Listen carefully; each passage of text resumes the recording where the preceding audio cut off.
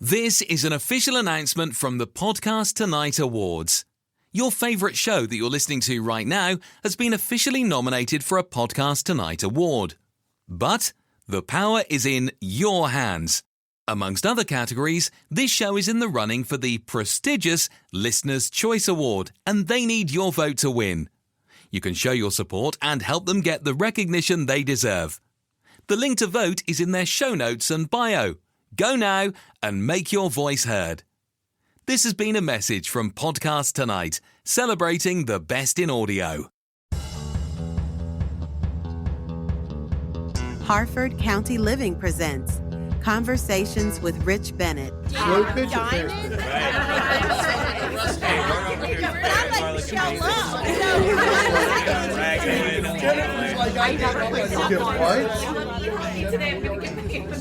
I was just probably the sexy part of the work, and I don't know if you're going to like this answer. It's okay. No, it's fine. The truth is... What does it take to rewrite the story of your life when the world has already written you off? My guest today is someone who's been to rock bottom and didn't just climb out. He built a ladder for others to follow.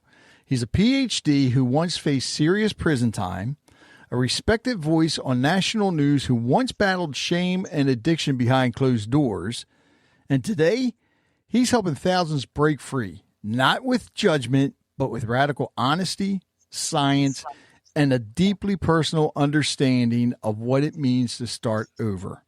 This conversation isn't about playing it safe. It's about owning your truth, redefining success, and choosing to get unhooked one step at a time. It's an honor. And we've been trying to hook up for a long time, but he is here. So welcome, Dr. Adi Jaffe. I almost messed it up. Almost messed it up. Well, it's funny. Now it's a joke, but it's I almost changed my name when I first moved to this country because I almost went by Adam because nobody could pronounce my name, and then after a while, it just kind of became this calling card, if you will. So I'll say to you and all the listeners the easiest way. So my first name is pronounced like you got a bad grade on a test. Pretend you got a really bad grade on a test. You got a D. Hopefully, saying my name feels a little bit better than that grade, but that challenge alone, man, for me, Rich, when I moved to the States when I was 14 in high school. Oh, wow. And, I don't know about you, but high school and junior high were kind of a weird time for me anyway in life. Mm-hmm. And so moving from a country where nobody had a hard time pronouncing my name to somewhere where nobody could pronounce my name was a big enough challenge by itself when the last thing on earth you want to do is stick out. But I totally get it. So you moved to the States at 14. Where did you move from?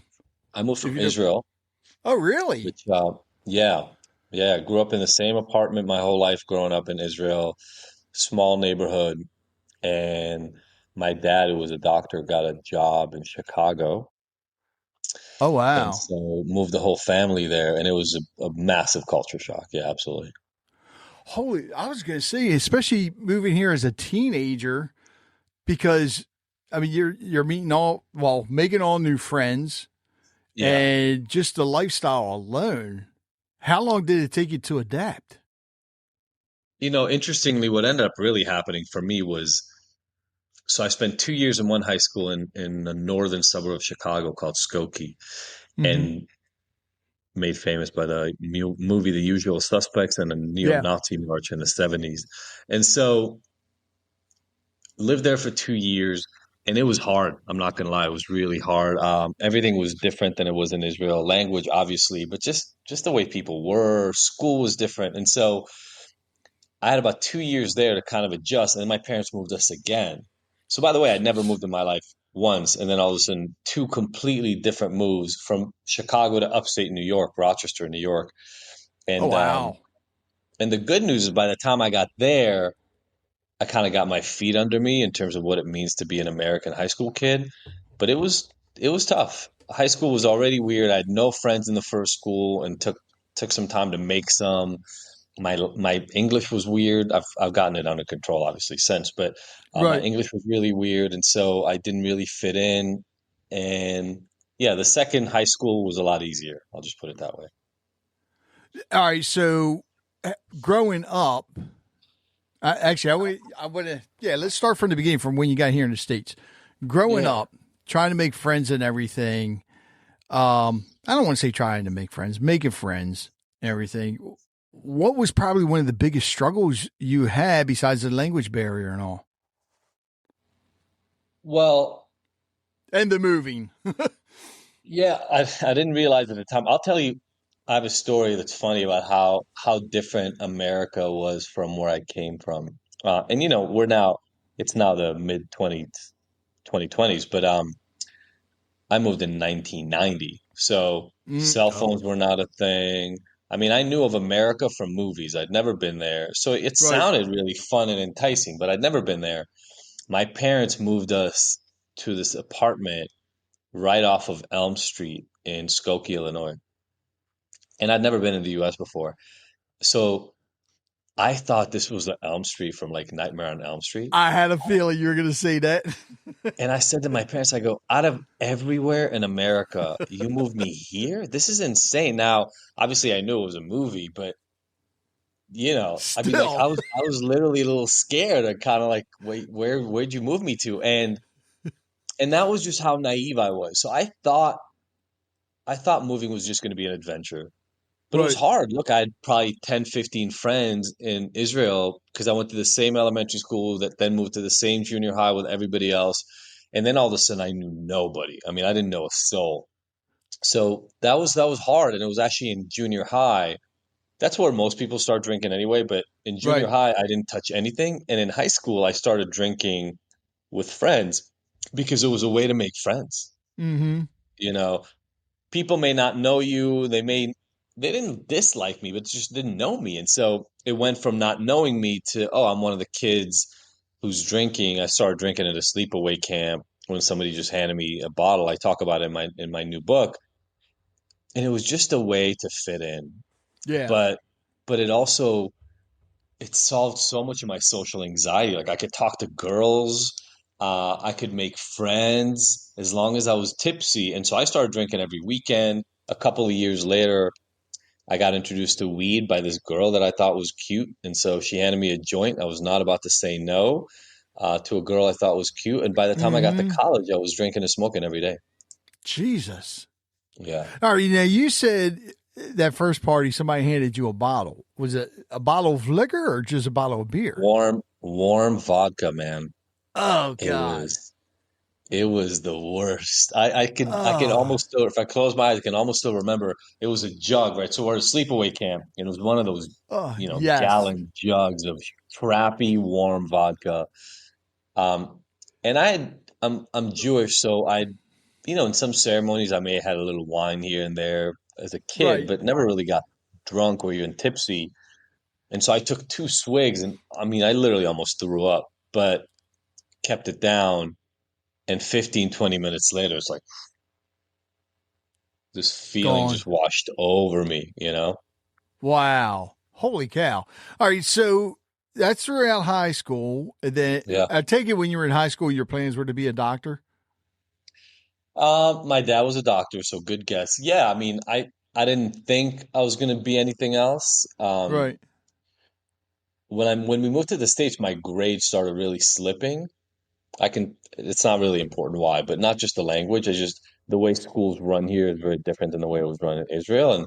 And so it took some work to adjust. But yeah, I thought I was going to be a doctor. I was going to college for pre-med. That was the original goal. All right. So when you got into college, how was still drinking and smoking a lot? Oof, man, the wheels came off, the train fell Mm-hmm. off the tracks, the boat was taking on water. I mean, I don't care what metaphor you want to use. College, especially the first 2 years. No, that's not true. All 4.5, 5 years of my college were not pretty. Um, And this was in the 90s, right? this was now 94 I graduated. So yeah, Mid 94, 90s. 95 I Yeah. made it in. And man, it is. I mean, we've all seen Animal House. We've all seen those things. I wasn't in Mm-hmm. a frat by any stretch of the imagination, but we drank and we used and we smoked weed. You would walk into somebody's room, the people I hung out with, and there was a towel under the door, and the Yep. room was just full of weed smoke. I would say all day. I mean, we smoked from 10 a.m. Jesus. to whatever time at night, and um, it was crazy. It was really, really crazy. I barely did make it out. I barely graduated college. I mean, by the skin of my teeth. So did your parents know about this? It's an interesting point. I've now been doing this work for 25 years. On the other side of this, my family didn't really talk much about things that mattered. We talked about, did you get your tasks done? Did you finish what you were supposed to do? And I got pretty good at hiding how bad things were Mm, in high school already. And then I went to college. So the first college was 2 hours away from home. So okay. far enough away where it's hard for somebody to just drop by in an instant. Right. And then I moved to UCLA in Los Angeles. I was on the other side of the country. And Yeah. so, no, my parents never really talked to me about that stuff after high school. But again, just to be really fair, because now I'm a parent, I got 3 kids. I don't know if we can swear on this show or not, so I'll Yeah, avoid it you're until you fine. tell me. Good, you're fine. Look, hey, I'll, it ain't no lie. It used to be I would bleep stuff out, but when you know this, when you talk to people in recovery, yeah, the language comes out. And to me, it just it's more it's it's really part of the telling the thing. Yeah. story. Yes, yeah. Yeah, so Well, you're I'll fine. just keep this piece short. I was a little shit, man. When I was Mhm. 14, 15, 16 and on, I don't know, I got this thing in me about rebelling. We can talk about why. I did not get along with my dad. My dad was not a great, there was not a lot of loving anyway, but he was not a really Right. good partner to my mom. And so I hated him. We got in fights all the time. I rebelled. And so I think, by the time they left me for college, it was kind of like drop me off and say, good luck, man. Just Wow. hope you keep it together. And I can't blame them at all. So, yeah, I think it was out of mind, out of sight, out of mind. Trying to just, my sister was at home. I now know my dad has passed since, but I now know, my parents fought about me all the time. I was a Mhm. major cause of stress for them, and I feel really terrible about that. But I was not. I was self-centered. Yeah. I Was it didn't just really you and your understand. sister? Just me and my sister. Yeah, Oh wow, okay. yeah. So And so and your sister's younger? my sister's 3.5 years younger, and she was the angel, right? She did Yeah. go to medical school. She followed in my dad's footsteps. She went to Cornell and then Columbia. I mean, she was an Ivy League student. So proud of Wow. her. So proud of her. And I just made her life tougher because she was performing so well, and yet I was the one that was taking up the space, even when I was away from home, because my parents were constantly worried about me, constantly fighting about me. It was not a good scene. Do you think your father expected you to be almost like a guardian to your sister, like a yeah, a lot of times we look at the older brothers are the ones that are protective. They're Yeah. supposed to be the protector of their siblings. Maybe, look, my dad was absent most of my life. Right. So we lived in Israel. He was in the military, which meant one Mm. week out of every month into his late 30s, he would serve every week out of 1 week out of every month. Um, and then he worked 2 jobs because it was hard to Oh make ends wow. meet in Israel. And so when I say I didn't see my dad, it's actually funny. I just pulled out some pictures from childhood. He was around on the weekends and on vacations, but he really wasn't around Mm-hmm. from any time that I can remember until we moved to the States. So my sister and I got along incredibly well in Israel. And then when I started being a punk in the States, I think I just became a source of pain. I Yeah. wasn't, yeah, I just wasn't the guy they knew, a year, 2 years earlier when we were living in Israel. How long did it take? I take it your sister was having a hard time talking with you as well. Then. Yeah, yeah, we definitely, because I'm 3.5 years difference, we ended up never being in the same school again once we left Right. Israel. And so we never went to the same school, weren't in the same building. And so, yeah, I mean, in a way, I was the older brother, so I think in a way she still looked up to me, but there wasn't a Right. lot of um, connection. There weren't a lot of opportunities for us to actually really connect with each other. And how do you both get along now?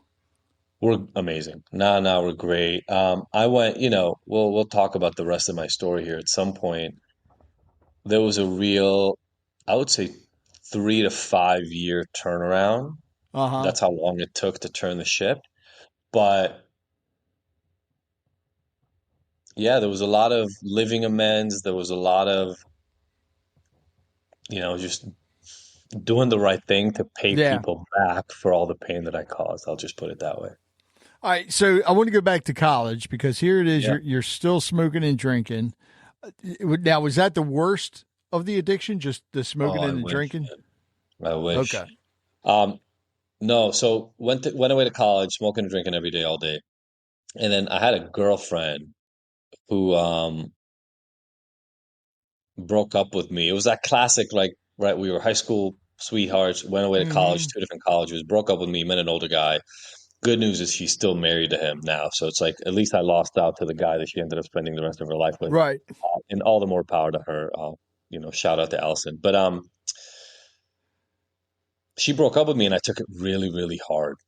And so Mm-hmm. I got into this massive depression in college. Now I'm drinking and smoking even more. And then I found coke, I found Oh, heavier drugs, I shit. found hallucinogens. And I just started using everything that I could to just not be present. I mean, man, I would be high on acid in classes. It was a Wow. nightmare. I was a train wreck when I left. So I left up Buffalo, which is where I went to State University of New York in Buffalo. I went there for two Mm-hmm. years, transferred to UCLA, and again, there's somebody watching over me somewhere because I barely made it out of college in Buffalo, and I barely made it into UCLA. Wow. Um, and one thing that happened along the way that is important to point out because it'll come back later, I would get in other trouble. Like I got caught shoplifting when I was in college, but I didn't want my parents to know about anything. So I would come up with these seemingly smart hacks on how to solve my problems that always led me down to more trouble. Right. So I needed about 500 or maybe it was $1,000 to pay for the lawyer to get me out of the um, shoplifting charge. So what did I do? Like a smart kid, I sold weed in order Oh. to make the money for the lawyer. Well, that worked, but as we'll see later, when I moved to LA, selling weed just became kind of a way for me to make money when I Mm-hmm. didn't have any. And then that started escalating and getting me into more and more and more trouble. So when I say that the train fell off the tracks, I mean full It bore. derailed big time. Yeah, it flipped over. People were falling out. It was not good. So I take it that, especially when you started selling, is that when um, the part about you were facing serious prison time? Is that I take it you got caught selling? Yeah. So moved to LA. Now I was really broke. My parents they had enough money to kind of pay for the out of state tuition, which was expensive. But they said, Mm-hmm. look, everything else is up to you. So I got a job. I had a motorcycle because I couldn't afford a car, but I loved having a motorcycle, so it was fine. And it was LA, so it's weather's Yeah. amazing. I'm from Israel, so I'm kind of used to nice desert weather, beaches. So I got along really, really well there. But it kept going back to this thing of when I ran out of money, and I like partying. So when I ran out of money, selling drugs was the way out. Mm-hmm. But it started with weed, and then it kept moving on and on and on because when you have drugs and people know that you can sell them drugs, they ask for other drugs that they need. And Yep. so it went from weed to ecstasy to mushrooms to LSD. And then it was, I think, my second year at UCLA that somebody asked for meth. I've never used meth before, but I got it for them and I sold them some meth. And what ended up happening is I ended up having to face finals. I had another breakup, just like that one in my freshman year in college, and it was finals time. And one of my friends said, "Hey, that meth stuff you got? If you do some of that, you'll be able to study better for your finals." Oh And I was God. already, Rich, I used anything. I didn't care. I used whatever Yeah. somebody put in front of me. So I said, all right, let's try it out. And they weren't wrong. I mean, I studied for 3 days straight, man. I couldn't stop studying. Um, Passed all my finals. And then from Oh, that moment on, I was going to say, but did you remember what you studied? But if you passed your finals, I guess so. I taught myself an entire accounting class that I literally never attended Oh in my three God. days. And it's funny. So I sat on there was the textbook and the homework, and I just laid it all out in front of myself. And I studied for 2 straight days for that test, man. And I got a Wow. B in it. And I'd never been in the class. So it worked really well for me for studying. Um, but the problem was that me being the guy I am, I now started using it every time for studying. Oh, So Jesus. now all midterms and all finals meant I was doing math. And next thing you know, for anybody who's listening right now and ever knew somebody or has ever used real uppers like meth, the problem with something like that is once you start using it even semi regularly, you start needing to use it because you can't really Mm-hmm. function without it. So next thing you know, I was using it every day, and meth was the drug that brought me down. Um, and so I barely made it out of college. I mean, I graduated again, but I graduated on a technicality from my undergrad from UCLA. And when I graduated, I was making, 7 to 10,000 a month cash from selling drugs, which for a college student was amazing. So Especially I didn't back even then, go. too. Rich, I didn't even go look for a job. I just said, hey, I'm going to double down on this drug dealing thing. Oh, man. And I did really well by it. And what I mean by I did really well was I made a lot of money, had a lot of customers, got higher and higher up the food chain of drug dealing. By the end, I was making $300,000 to $500,000 a year selling drugs Jesus. at 23 years old, 24 years old. And it was hard work. You had to stay up all hours of the night. I joked that we had 2 days off a year. It was Christmas Day and Thanksgiving were the only days you got off. Um, people are always wanting drugs. It's a seller's market. If you've got drugs, people will buy them from you. So it was really stressful. Got held up at gunpoint, got robbed, got beaten up a few times. Um, got put in very dangerous situations, literally like cartel, like the movies you see in Oh, shit. like pulling up in your navigator, walking out, having the guys walk from the other, put the bag with the drugs in the middle, put the money, like just found myself in those situations over and over and over. And then, yeah, about 4 years into that life, got arrested by Damn. the SWAT team, the Beverly Hills SWAT team. Holy. So they were watching you for a while, I take it. They were watching me. I mean, I always, to this day, I have a sneaking suspicion somebody snitched me out. Um, Yeah. but it's the life you choose. But with that, because you stayed there, it wasn't federal charges, it was state, right? Yeah, it wasn't federal. It was all Good state. thing.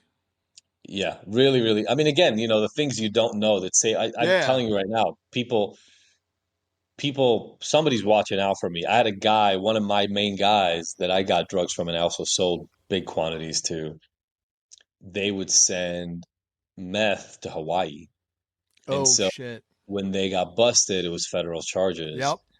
And, he was facing 7. I was facing more years. I was facing 15 to 18 years. He was facing 7 years, but he got all 7 and he served all 7. It all depends on minimum sentences and all these things, but Right. he ended up serving all 7 years because, it's federal. So, um, SWAT team, the book actually opens up in my TEDx talk, I talk about this as well. But, that SWAT team arrest was one of the scariest moments of my life, Oh, I but also bet. probably, yeah, but also probably one of the necessary moments for me to totally shift my life. Woke you up. It woke me up. It was like this. I had these multiple stop signs, if you believe in God, from the Yeah. universe, whatever it is. But I had a motorcycle accident. That's where they actually found about a half a pound, quarter pound of coke on me. That was the first stop Jesus. sign. Yeah. So that was the first stop sign because I literally couldn't walk. I was in the hospital for a week, 2 weeks, surgeries, then in a wheelchair for 2 months. This was 9/11 happened in the middle of all this. So Here's a funny story for everybody. I'm in a wheelchair. I mean, there's so many crazy stories, but I'm in a wheelchair. I wake up, let's say 10 a.m. Right? I'm not waking up early. I'm on Vicodin for pain. Wake up at, let's say, 10 a.m. and I look out my window. I was living in Brentwood, California at the time. I look out my window and there is a row, 50 to 60 large, of FBI and military guards and personnel, AK-47s and Uzis, and fully fitted in I front of bet my. you were shitting your pants, weren't you? I was so fucking scared. This is before the SWAT team arrest. I was so scared waking up, bet. man. I look out my window and I'm like, what the hell is going on? Now, they weren't moving, so I went outside and it was 9/11. And right outside my window, the inside courtyard of my building, everybody was talking about what just happened. And I opened up the TV and I saw the 9/11 Mm, planes. I lived across from the VA, so they were guarding the VA because they thought it was a potential target. right. But with the paranoia of meth on top of the fact that I was dealing, it was a scary, scary time. And it was only, I mean, that was, obviously September 11th. So I got arrested about 2 months after that in that same apartment. Oh my God. Jeez. Yeah, I think I would have felt like, what was his name? Ray Liotta and Goodfellas. Yeah, 100%. Literally looking Man. out your window going, oh shit, okay, it's over. Yeah. And then looking up for the black helicopters and everything else. Yeah. It was, it That was, would have, yeah, that would have done it for me. I think that it would have was. been it.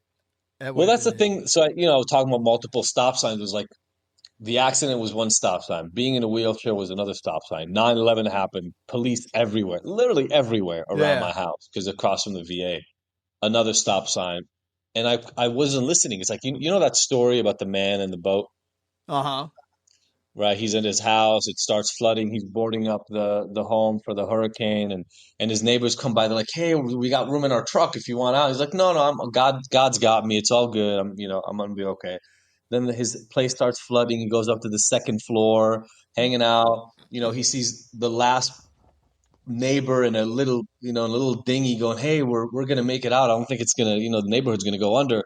He goes, no, it's okay. God got me. Second floor flooded, right? He goes up to the top, and he's on his roof, and a helicopter's whizzing by, and goes, do you want a ladder? I mean, you're kind of like the only person in the neighborhood now. And he goes, no, it's okay. God got me. He drowns. He goes up to God. He goes, man, God, I've been praying to you every day my whole life, and you wouldn't save my life. He goes, man, what did you want? I sent you a neighbor. I sent you a boat. I sent you a helicopter, right? That's kind of what it felt like for me, Right. was stop sign after stop sign. At any point in time, I could have just stopped. But my thick head didn't get it until the SWAT team and the arrest. And that's actually technically not even the last one. But I got a thick head, man. All right, I got a scary question for you because of the motorcycle accident, you're in the hospital in a wheelchair. Did they give you opioids for your pain? They did.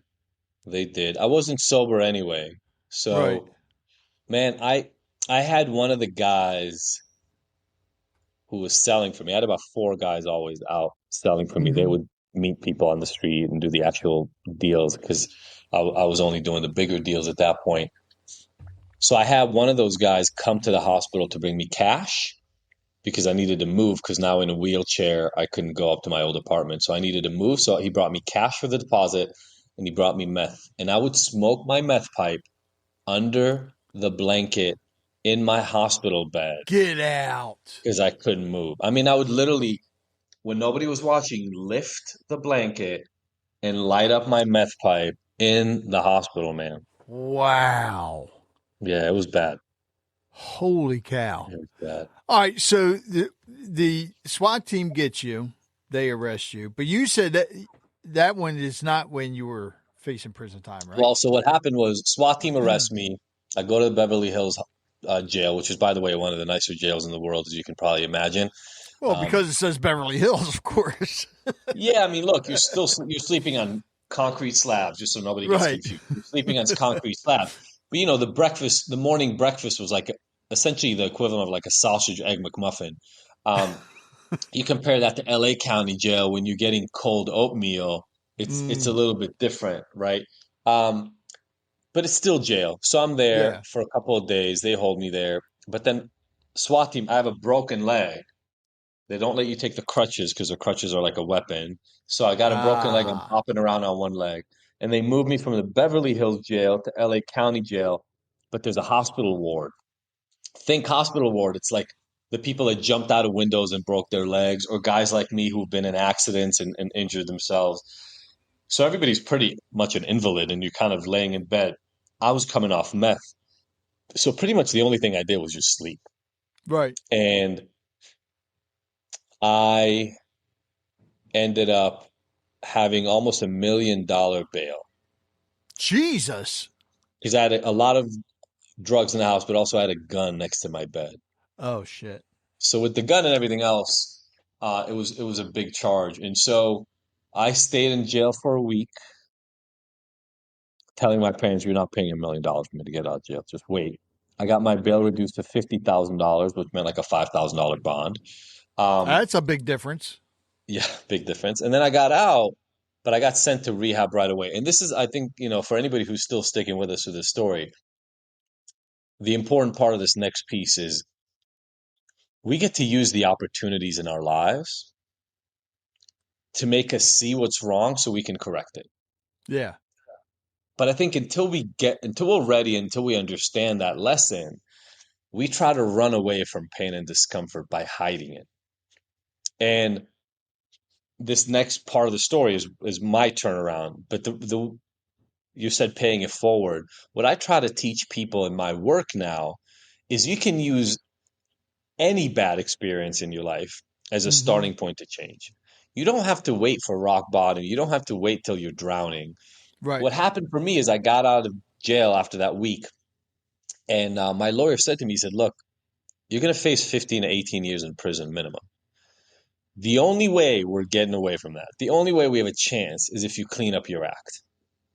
I'm sitting here in Mm. front of you. I'm about 165 pounds, 5'10". I was 124 pounds. So What? think of me right now, 40 pounds less. I was like a skeleton, man. Yeah. God. I mean, I think my girlfriends weighed as much as I did at the time, right? Like I was skin and bones.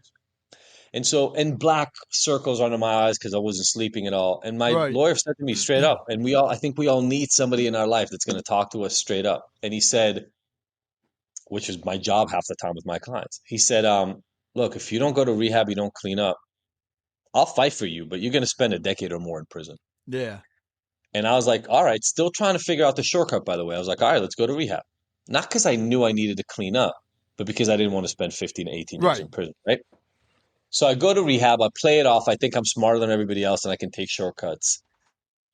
And within a month, I started using again in rehab. In And I was rehab. using meth every day in rehab again. Oh. They ended up testing me one day.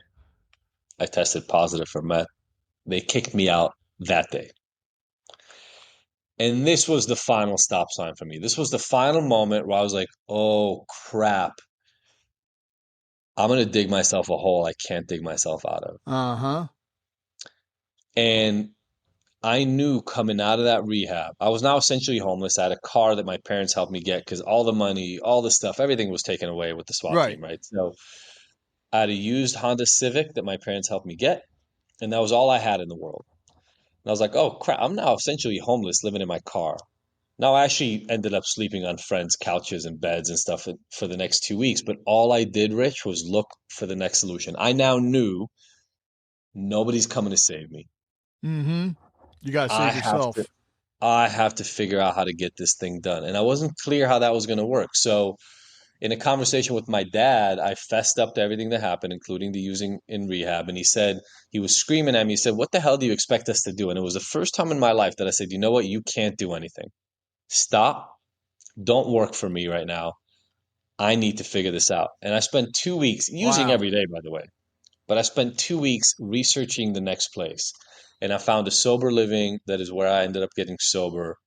I'm not sober now, by the way, but this was 25 years ago. But I stayed sober there in that sober living for 8 months, Rich. I did everything they wanted me to do, including all the stuff that sounded stupid. I just started listening. I just started Yeah. listening and I started having some humility. By the time I got to the judge at the end, he gave me, instead of 13 years to 15 to 18, whatever, he could have thrown the book at me. I ended up getting something called a 7+1. So it was 7 years plus 1 year, but the seven was suspended. And he essentially said, look, I'm Oh. giving you a chance. I'm going to give you 1 year to prove yourself. If you go to jail and you come out clean and there's no problems, you'll never have to serve those 7 years, as long as you make it through probation. But if you get in trouble again, whatever you get in trouble for next time, you got 7 more years on top of it. Oh, geez. And so I I figured out I've got to do whatever I've got to do to keep myself on the right end, because if I didn't, my life was over. Right. Um, my next arrest, I had 9 felonies on my record. In California, there's the whole 3 strike thing. Yeah. I mean, it could have been the next time I went down could have been for life, and I wasn't willing to risk that. Damn. 9 felonies? 9 felonies, yeah. They get you for every drug, and then so I Oh. had possession with intent to sell of 6 different drugs, and then manufacturing of 3 drugs. Holy cow. And Yeah. all this is in your book? All of that, well, all the SWAT team stuff, all the stuff is in the book. The book has a lot of stories from clients too, not just my Right. stories. But the book's point is I'm now 25 years, well, 22 years after getting out of jail. So 22 years ago I got out. And I've spent I spent the first 6 to 7 years after getting out, well, first trying to get a job, then going to school, and trying to figure out what the hell happened to me, man. Like, how did I Yeah. get so bad? And I've spent the 15 years since just trying to help other people who found themselves in similar situations get out faster. Um, Mm-hmm. because I don't believe we have to get that bad, but I don't believe anything will change in our lives until we own how bad things are and become willing to Yeah. do essentially anything to get to the other side. Your God, your story should be a movie. Let me rephrase that. It can be a movie. Yeah. All right. Yeah. Anybody reproached you yet about writing a screenplay for it? No, no, no, no. And I'm so busy with work right now. It's funny. I don't know how you feel about this. You said 700 and some episodes of the podcast, right? Uh-huh. I like doing the work a lot more than I like talking about the work, if I'm honest. Right. My favorite thing to do now is to sit with a client and help them, right? Like, you're a podcaster, one of your favorite things to do probably is to just sit and have Sit and conversations. learn. Yeah. Yeah. Yeah. The rest of it is the stuff I have to do my work. And so, no, nobody's approached me up to it now. I use it in talks when I have that, but it's my story taught me one thing more than anything else, and that's humility. Mm-hmm. Because I came from a good family, upper middle class, and if I can go that far down and be that far lost, who am I to Anybody judge can. anybody? Yeah. Yeah. Explain to everybody what it is you actually do now. Yeah, so I do two different things. I primarily help coach and help people transform out of their own struggles. So sometimes that's drugs and alcohol, but sometimes it's work addiction, sex addiction, gambling, right? People get themselves in trouble. Everybody's got an addiction. Everybody's addicted to something, Mm-hmm. and sometimes it's bad enough to ruin your life and ruin your family. Yeah. So that's my main gig. But what I started doing because of that is I started now going into organizations, because a lot of people don't know this, but addiction and mental health struggles are the number one hidden cost for businesses. Yeah. Oh, yeah. It causes burnout, it causes turnover, but also not just from the addiction standpoint. Like, everybody listening here has either been or has worked for a nightmare boss that screams at everybody. Mm-hmm. Can't you can't have a straight conversation with them. Or on the opposite side, they avoid conflict no matter what. So the Right. company's dysfunctional, or they've had a team with a member who's obviously struggling, but nobody knows how to deal with it. And so what I do now, a lot of times I go to organizations and I give talks to help people understand how to wrap their heads around mental health and addiction issues so that they can make their work culture and their teamwork better, have less retention issues, lower burnout, increased staff satisfaction and performance. Because when you can figure out how to talk to somebody and help them get their own life under control and make themselves happier, you build connection, people want to stay longer, and it helps every group that I've worked in. Oh my God, I know you got to be busy as hell now, especially with how generations have changed, and especially since after COVID, when a lot of your businesses went to that, was it daily pay? Yeah. And you get, I mean, just the nightmare stories I hear of when I have business owners on here and people coming in for the interviews, like wearing pajamas, bringing their mothers in. They're mentally, there's something going on there. Oh my gosh. And also COVID made it so easy to hide.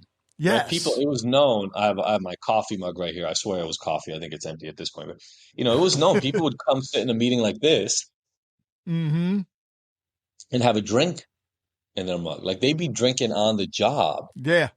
Because there was no monitoring and everybody was anxious. Everybody was depressed. Everybody was having issues. So yeah, I think that's 100% true.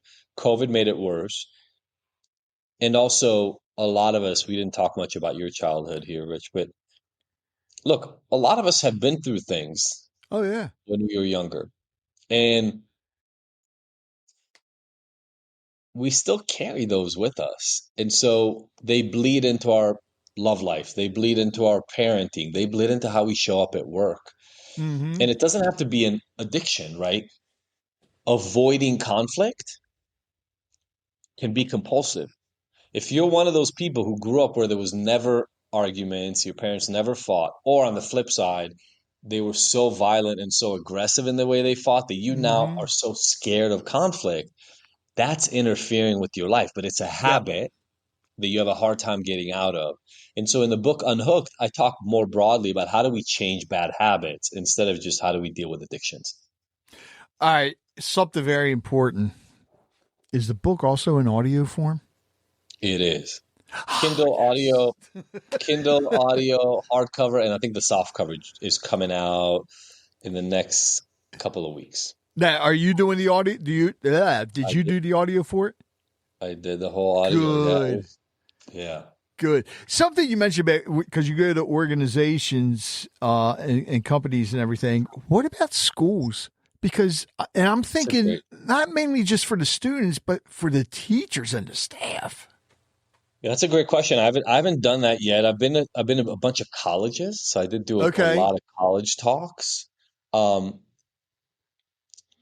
I haven't done lower level schools. I'm all in for anything. Look, to my mind, to the point that you're making, I think, Rich, the earlier we get people thinking about this, quicker we can save them.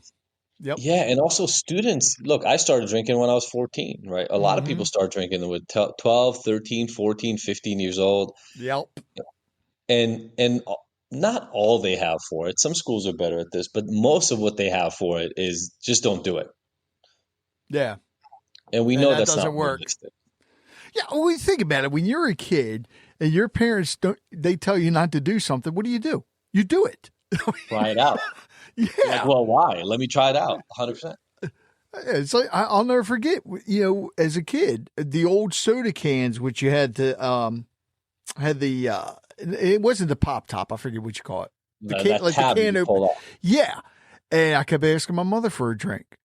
She wouldn't give me a drink, and then she finally did. She goes, "But don't stick your finger in the can." So what I do, I stick my thumb in the can, and it got stuck, and they couldn't get it out.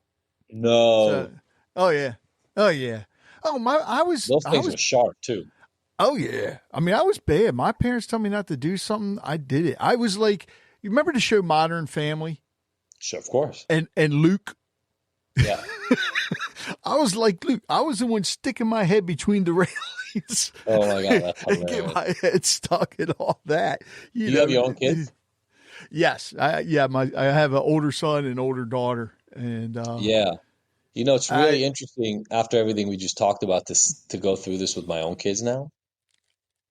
yeah. Because my oldest are 15 and 13 now, so they're starting to go through that age.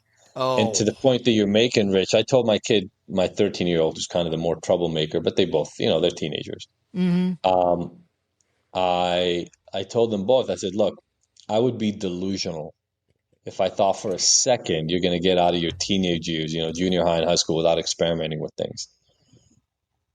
Oh I yeah. said, I said, the only thing I want you to know is just come to us and talk to us about it and don't hide it from us. Because in my family, you really couldn't talk about those things. And it Right. didn't make the experimentation better. It just meant that if I got into trouble or I thought I would get into trouble, I would hide. And I learned to hide. That's what I learned to do. And Yeah. when you learn to hide, you have to lie to yourself and you have to lie to everybody around you. And that doesn't feel good. And it doesn't serve you and it doesn't serve anybody else. Yeah, and that's one thing that. Well, number one, you definitely don't want to lie to yourself. I mean, you don't want to lie to others, but you definitely don't want to lie to yourself and you see this a lot. A lot of people are lying to themselves. They don't respect themselves. And something Yeah. that I've always said, they don't even like themselves. Mm. And I think when you turn all that around, you have to know yourself too. Don't put I want to say like a Band-Aid on it, because let's face it, when you're drinking, you're using drugs, that's all you're doing. You're putting a Band-Aid, you're masking something else deep inside. Yep. And it doesn't work. It definitely doesn't work. Yeah. And you're masking it, which means you're Yeah. not dealing with it. Right.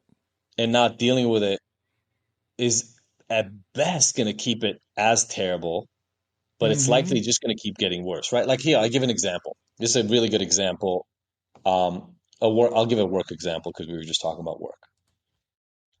If there's somebody toxic at your work environment Mm-hmm. and you're the boss or you're a manager and you don't do anything about it because you avoid it because you've been avoiding conflict your whole life and you just don't like dealing with it and you just hope that it'll get better or you hope they'll screw up badly enough and you'll just be able to fire them, but it's hard to fire them because they're aggressive and violent and so you don't really want to step in the middle of the line of fire.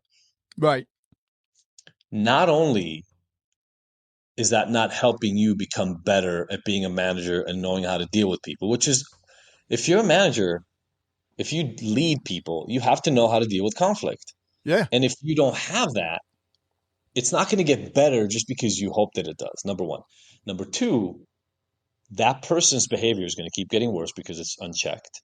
Now they have their own issues, but if you don't learn how to deal with them, they're not going to get better. And the problem about it is it's going to ruin your entire rest of your team because now everybody else is burnt out. Nobody wants to show up to work. They're all scared. Driving down morale. And they're looking to you. So now the culture suffers.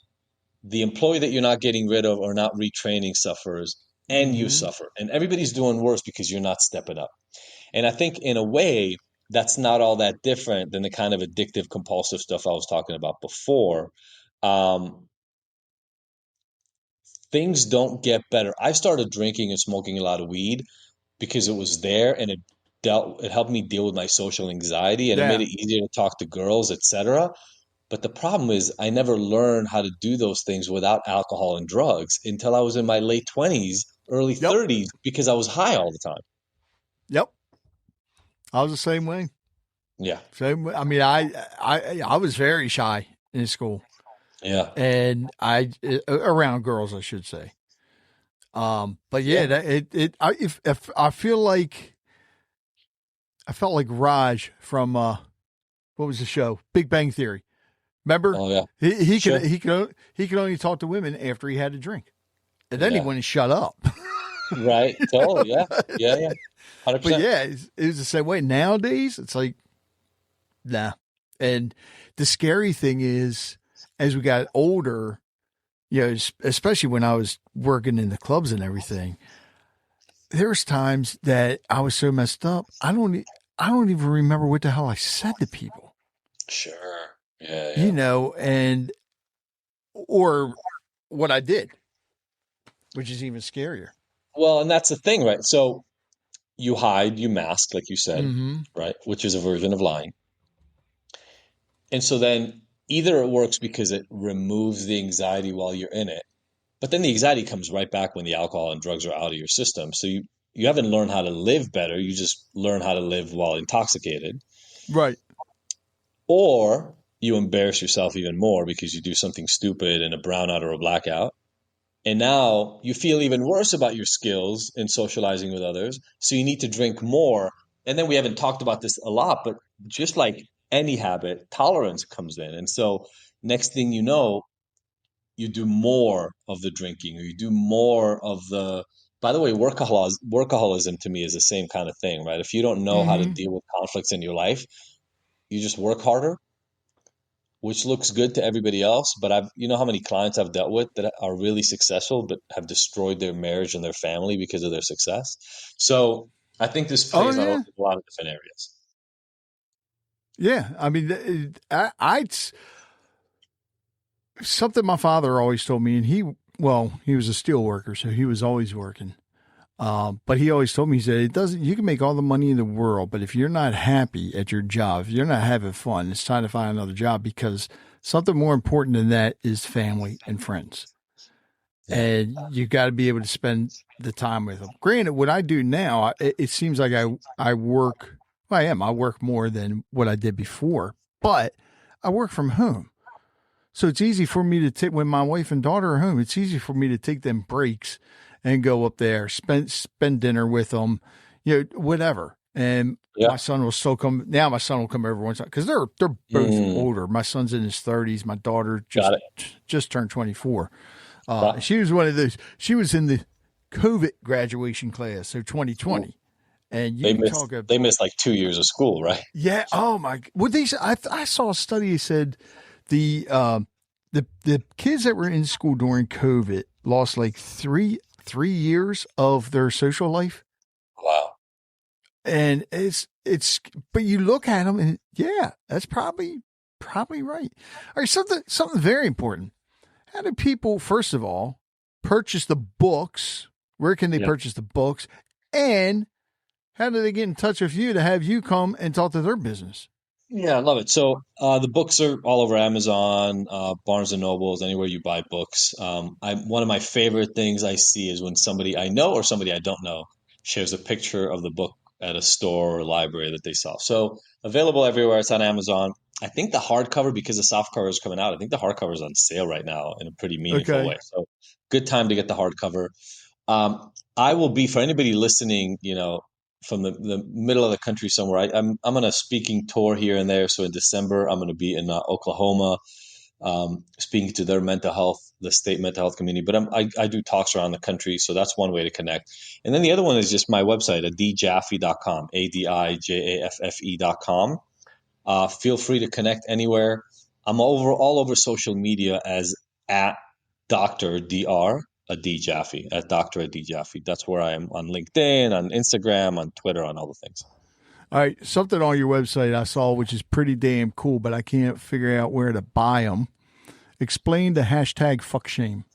So that comes out of my TEDx talk. I had one big TEDx talk at UCLA, and it's like, 500,000 people or something have seen it. So one of the things people remembered most out of that is fuck shame. Because what I say is, look, I'm not an addict. I talk about my ADHD too. So I say I'm not an addict. I'm not an ADHD sufferer. I'm a capable human being who is different than some others. And I expect success for myself, not failure. Fuck shame. And so everybody remembers that phrase from it. And I think the rallying cry to the point that we made, look, I'm now really successful. I make good money. Got my PhD from UCLA. I own a company. I consult with big firms. I could hide the addiction part of my life. I could hide the jail. Yeah.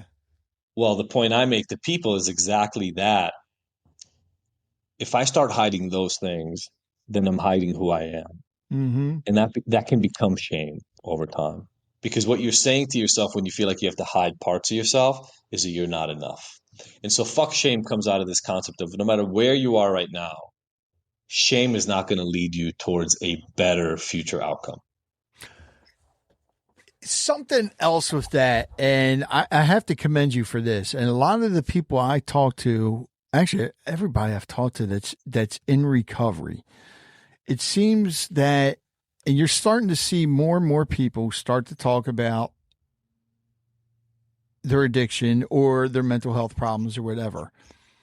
And it feels like, and I want your take on this. I'm sure it's happened with you too, but they said, and some of them, it was their first time ever talking about it when they came on the show, but they said it felt like a ton of bricks being lifted off their shoulders, and they felt so much better just being able to tell their story. Yes, I have the exact same experience. And I just want to mention to anybody who's thinking about this right now, as Rich is saying this, there will be a lot of people who will have the opposite opinion. And look, I don't have a monopoly on truth. So those other people could be right. I'm just letting you know, I was told many times to not share my history because it would taint people's minds about who I am. And I just decided to go this way. And those people weren't wrong. I've lost opportunities. I've been turned away from things because of my past, certainly. But I've also gained and opened doors and opportunities. And so Right. I would rather gain the opportunities that know me fully and understand who I am and my history than gain the opportunities that I did because people don't know about my past. And that's my own choice. You get to make your own. Plus, I mean, think about it. Because of that, you're helping a mess load of people I hope now so. as well. I Oh, hope you so. are. That is You're the making a difference. You are making a That is the difference. hope. All right. So before I get to my last question, is there anything you would like to add? No, you just said it there in the end. I'll just double click on it. Part of the reason I share my story and the story of a lot of different clients, that's what you read in my books, um, is so that you know as you're reading it that no matter how far down you are, no matter how bad things are, you can turn things around and get to a life that is incredible. Not just a life that is okay and less painful, but a life that is incredible. If you ever make it out to Maryland, look me up because I have got to introduce you to Wendy, who co-hosts with me, who runs that nonprofit I was telling you about, Rage Against Heck yeah. Addiction. My wife is from DC and Central Maryland, like Boonesboro. Oh, from Nora Hagerstown. Roberts area. There, yeah, exactly. She used to work at Yeah. Nora Roberts bookstore. No Uh, way. yeah, absolutely. So Oh, we do make it out there quite a bit. my wife and I went out there for our anniversary one year and stayed at, what's it called, Boonesboro Inn. Yep. Oh my God, I fell in love with that place. And the day that we were leaving, we went downstairs. They had the breakfast and everything. I was the only guy there. I'm surrounded by Sure. all these women sitting down. Well, they're talking about this woman who was up in the library and everything. I'm like, what are you talking? Well, apparently Nora Roberts had wrote about it in her trilogy book. It's a spirit that's up there waiting my for God. her fiance to come back from Antietam. There you go. But this one lady said, yeah, my husband doesn't come here anymore because he was here and he was sitting in the library by himself and the door closed. No. I was like, are you kidding me? She goes, no, why? I said, okay. I told my wife, I said, we got to go back there and I want to bring my recording equipment. I want to sit in the library by myself. I want to talk to her. That's awesome. I love it. There you go. That's how you know you're in the right line of work. Oh, that place is beautiful though. All right. So this, I don't know what the question is going to be. So I need you to pick a number between 1 and 100. 23. 23. Why 23? Where's that? It actually, it just came out of me. When I moved to Chicago, I became a huge Michael Jordan fan. So Michael Jordan's number. You can't argue that. This is a good question. What's a part of yourself that you're still exploring or trying to understand? Oh man, I'm doing it right now. The parent, the dad side of me. Like I said, my dad was not around growing up, so I'm still making it up. I'm almost 50 years old. I'm still trying to figure out how to be a dad. So that's the part. Easy answer. It's a blast though, man. It is. It's challenging. It's a lot of work though. Yes. It's a lot of work, and especially if you're trying to turn things around from what they were like for you growing up, for sure. You said 2 kids, right? Well, 3 total kids, 2 teenagers and a 7-year-old little girl. Uh-oh. No, she's great. She's the love of my life. Yeah, that's the scary thing.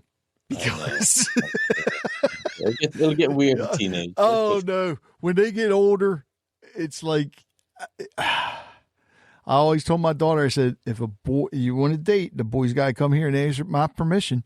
Amen She's to like, that. Dad, they don't do that anymore. I said, I don't care. They do here. That's They right. do here. That's right. That's like they 100%. better too. So, well, 100%. Ade, I want to thank you so much. Look, the door is open because I know there's a lot we didn't talk about, and I would love to have you on again, and hopefully I can get Wendy on with us. That works for me. Hey, maybe we'll do it at Boonesboro Inn. Look at that. In the attic. I love it. I really, really appreciate the time, Rich. Thank you so much. Oh, thank you. Take care. Yeah, we'll talk soon. Thank you for listening to Conversations with Rich Bennett.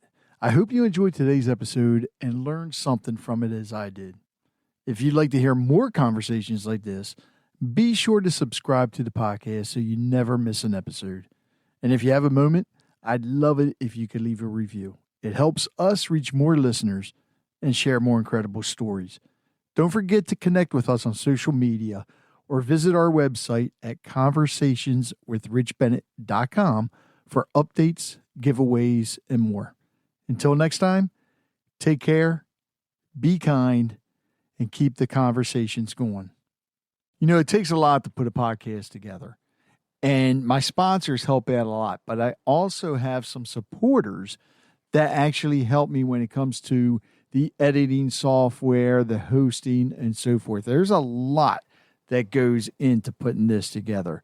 So I want to thank them. And if you can, please visit their websites, visit their businesses, support them however you can. So please visit the following. Full Circle Boards. Nobody does charcuterie like Full Circle Boards. Visit them at fullcircleboards.com. Sincerely Sawyer Photography. Live in the moment. They'll capture it. Visit them at sincerelysawyer.com. The Joppatown Lions Club, serving the community since 1965. Visit them at joppatownlionsclub.org.